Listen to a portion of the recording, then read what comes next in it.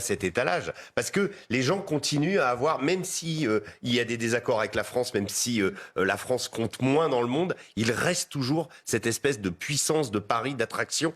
Et quand on voit ça, on se dit, mais c'est incroyable. Il y a une incompréhension. C'est devenu une attraction touristique, les poubelles, pendant la première grève. Pas longtemps. Vous avez vu les gens qui font des selfies Oui, ils ont fui au bout d'un moment. Oui, exactement. Oui, évidemment. Moi, je suis partie, vous savez, récemment. J'étais à Montréal et j'ai fait plusieurs entrevues aussi au Canada parce que les gens étaient complètement étonnés, fascinés et en même temps, ils ne comprennent pas. Ils disent, mais c'est vraiment une particularité française. Comment ils peuvent laisser la poubelle? Donc là, je leur expliquais aussi, le droit de grève, la réforme des retraites, c'est vraiment ce droit sacré. J'ai essayé d'expliquer en Afghanistan la réforme des retraites, c'était assez difficile. Oui, c'est ça. Déjà, le mot retraite ne se traduit pas. Et pour leur expliquer que les gens se battent pour ensuite gagner de l'argent pour rien faire, ils ne comprennent pas. Oui. Voilà. Non, donc il faut voir quand même qu'on parle de culturellement, il y a quand même une distance oui, mais sur la assez question, grande. Mais avec quand même... le Québec, un peu moins. Le Québec, on l'accorderait. Oui, c'est ça, exactement. Non, mais il y avait quand même cet aspect-là, une espèce d'indignité. On se dit, oui, on est évidemment pour les travailleurs, on respecte le travailleur des éboueurs et tout ça, mais on se dit, non, c'est quand même une impossibilité. Il y a quand même une question de santé publique, il y a une question aussi de respect, pas juste pour l'image de la ville, parce que limite, j'allais dire, on s'en fiche parce que c'est important aussi. C'est important, on accueille les Jeux dans un an. Exactement. Non, mais c'est surtout pour les gens qui y vivent. Excusez-moi, surtout pour les gens qui y vivent. Je pense qu'on le sait, on comprend. Il y a ce projet de réforme et tout ça, pas juste un projet. Donc, les gens sont dans la rue. Mais il y a quand même ce climat social qui est de plus en plus malsain, toxique. Je pense qu'il y a une fatigue aussi. Les gens se disent, subissent, et on est en train de banaliser ça. Donc, à chaque fois, quand il va y avoir des grèves, ça va être quoi? Paris est déjà très sale. Paris, Johan, qu'on n'a pas encore entendu. Et Paris est déjà très sale. Paris, c'est que la mairie va encore... Qu'est-ce qu'il y a? Paris est déjà très sale, hors grève. Et que la mairie va encore laisser faire. La mairie va encore laisser faire. Vous voyez Anne Hidalgo, pourquoi, si elle ne l'a pas fait une première fois, pourquoi elle appellerait une entreprise privée pour casser un mouvement de grève? Évidemment que ça n'arrivera pas. Donc selon le temps que va durer cette grève, on va se retrouver exactement dans la même situation d'insalubrité, de risque sanitaire. Est-ce que le roi Charles doit venir? Ouais, non, malheureusement, elle ne doit pas venir. Non, mais c'est horrible. Hein. Non, mais moi, je veux dire, ils ont enlevé les poubelles en bas de chez moi. Le premier jour où ils ont enlevé les poubelles, sur quoi je suis tombé? Sur un bébé rat mort au pied de l'immeuble. Voilà ce qu'on peut... Sinon, vous l'auriez recueilli. S'il avait été pauvre. Non, mais je suis pas réjoui de la mort d'un bébé rat. Hein. Non, mais à l'évidence, attendez. Vous devenez écolo, faites attention. Émeric Caron sort de ce Tout être vivant mérite de vivre. Écolo, il appelle ça un surmulot. Voilà. Oui, mais c'était un rat. Mais un bébé. Je sais pas pourquoi je raconte ça. Mais... Oui, il était minuscule, alors j'ai cru que c'était un bébé. Pardon, aucun intérêt. Allez-y. Il n'y a aucune raison, effectivement, qu'Anne Hidalgo change de stratégie ou change de vision de la grève. Effectivement, elle est en soutien de la grève. D'ailleurs, c'est affiché sur le fronton de la mairie. Il y a 2 banderoles, mairie en soutien des grévistes. Voilà. Elle y est toujours là. Il n'y a pas de raison que ça change de ce point de vue-là. Effectivement, elle a refusé de réquisitionner ou de faire appel au secteur privé. Donc, elle ne le fera pas davantage. Je voulais revenir sur ce que disait Elisabeth, qui me semblait très juste. Vous dites, dans ce pays, on ne travaille pas suffisamment. Il y a un rapport au travail qui est particulier, mais je crois aussi que l'argent magique, entre guillemets, qui a été dépensé de manière absolument délirante durant la crise sanitaire, a contribué à faire croire aux Français qu'il y avait effectivement cet argent magique. Les gens se disent, attendez, on a dépensé 400 milliards d'euros pendant la crise sanitaire, là on nous embête pour 10 milliards, 10 pauvres petits milliards, on va nous faire travailler 2 ans de plus. Non mais vous comprenez, c'est-à-dire que les gens se disent, mais oui, finalement, il y a de l'argent. Quand on en veut, on en trouve, il y a de l'argent. Et donc ça rend le rapport aux choses différentes. Vous comprenez bien que le rapport au travail maintenant a un peu changé aussi avec cette crise sanitaire.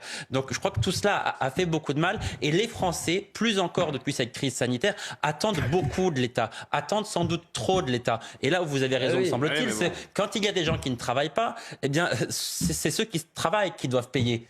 Donc naturellement, la charge vient sur les actifs qui sont du coup en colère parce que les prélèvements obligatoires sont absolument colossaux dans notre pays.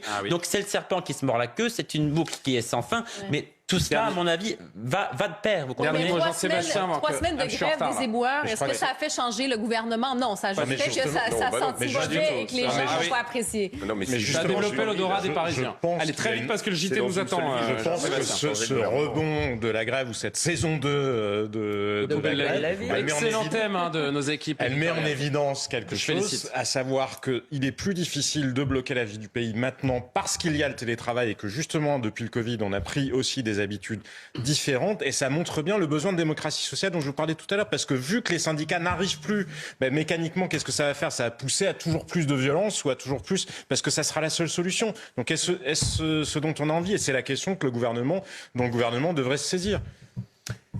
Le rappel de l'actualité, Mathieu Devez. Un adolescent de moins de 15 ans soupçonné de préparer un attentat a été interpellé aujourd'hui à Rosenau, une commune de 2400 habitants située dans le Haut-Rhin. Les enquêteurs de la DGSI sont intervenus au domicile de l'adolescent. Il est soupçonné d'être proche des thèses du groupe État islamique et semblait déterminé à fabriquer des explosifs. Donald Trump a quitté le tribunal pénal de Manhattan sans aucune condition et mesure de contrôle judiciaire. Le procureur de New York dénonce la conduite délictuelle grave de l'ancien président républicain. Donald Trump a plaidé non coupable lors de sa comparution. Il est visé par 34 chefs d'accusation et aurait notamment masqué dans ses comptes de campagne des transferts d'argent visant à acheter le silence d'une ancienne actrice porno avec qui il aurait eu une liaison. Son procès pourrait débuter en janvier prochain. Enfin, les États-Unis ont annoncé une nouvelle tranche de 2,6 milliards de dollars d'aide militaire à l'Ukraine. Elle comprend notamment des missiles de défense patriotes et des munitions d'artillerie. Selon Volodymyr Zelensky, l'Ukraine attend désormais des missiles de défense aérienne et des obus d'artillerie. Les bobos tronches. Allez, notre nouveau thème, les agriculteurs qui s'organisent face à l'offensive de l'ultra-gauche. Les agriculteurs qui sont victimes de militants, d'une véritable nébuleuse avec des animalistes, des écologistes radicaux, des actions donc sont à noter contre les élevages de plus en plus nombreuses, des attaques contre des agriculteurs qui cultivent des champs au moyen d'engrais aujourd'hui conspués alors que à une autre époque, ils étaient largement autorisés. Il y a du vol de matériel agricole également. Ces actions qu'on appelle d'agribashing sont devenues l'enfer quotidien des agriculteurs et des éleveurs. Regardez ce sujet de Marine Sabourin.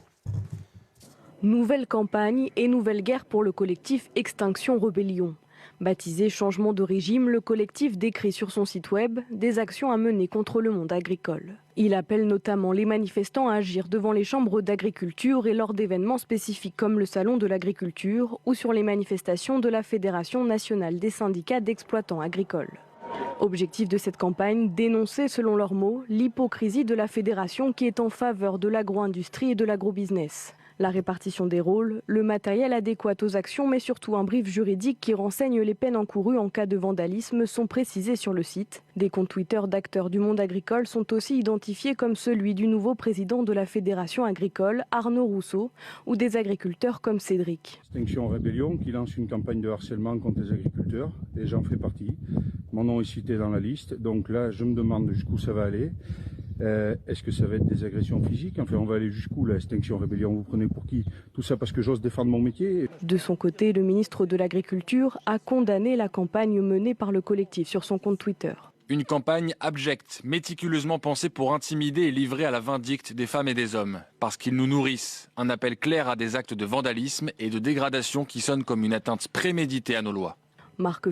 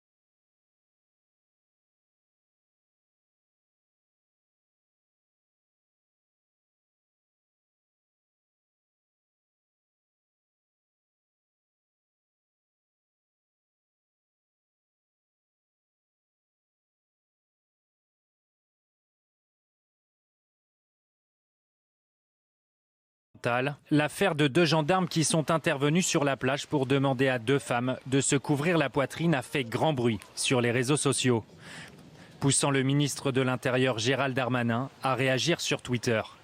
C'est sans fondement qu'il a été reproché à 2 femmes leur tenue sur la plage. La liberté est un bien précieux et il est normal que l'administration reconnaisse ses erreurs. La porte-parole de la gendarmerie reconnaît la maladresse des 2 agents.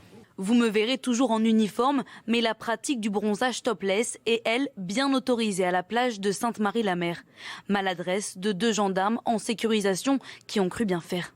Les gendarmes sont intervenus à la demande d'une famille dont les enfants auraient été choqués de voir des seins nus. Aucun panneau aux abords de la plage interdisant le topless. En aucun cas, bronzer les seins nus sur la plage de Sainte-Marie-la-Mer n'est constitutif d'un attentat à la pudeur, par exemple. Ça ne nous pose aucun problème et ça fait partie de nos libertés, des libertés fondamentales de toutes les femmes qui souhaitent pratiquer la bronzette seins nus. Aucun texte de loi interdit la pratique du sein nu, sauf si la plage fait l'objet d'un arrêté municipal, comme par exemple à Paris-Plage. En cas de non-respect, l'amende est de 38 €.